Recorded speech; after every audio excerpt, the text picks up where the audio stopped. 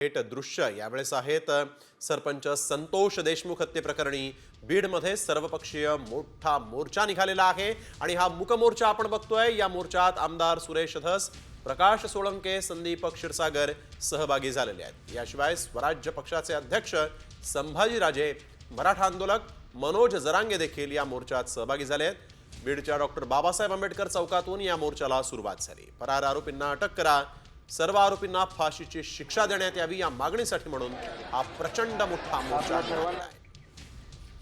तर त्याला महिलांच्या हवाली करा, त्याच्या कातडीच्या चिंध्या करून टाकल्याशिवाय राहणार नाहीत ह्या महिला। हा संताप इथे दिसतो आहे। काही मुली पण सहभागी आहेत। ताई इकडे फाशी द्या अशी मागणी करते तू।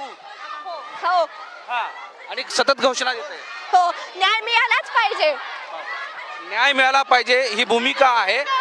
गेल्या अनेक वर्षांपासून बीड जिल्ह्यामध्ये गुंडगिरी वाढलेली आहे आणि या गुंडगिरीमधूनच संतोष देशमुख यांची हत्या झालेली आहे असं इथल्या नागरिकांचं म्हणणं आहे आणि त्यामुळं हा जो संताप आहे तो इथं वाढलेला दिसतोय आणि त्यामुळं लहान मुलांपासून ते मोठ्यांपर्यंत मुली, महिला सुद्धा या मोर्चामध्ये सहभागी झाल्या आहेत।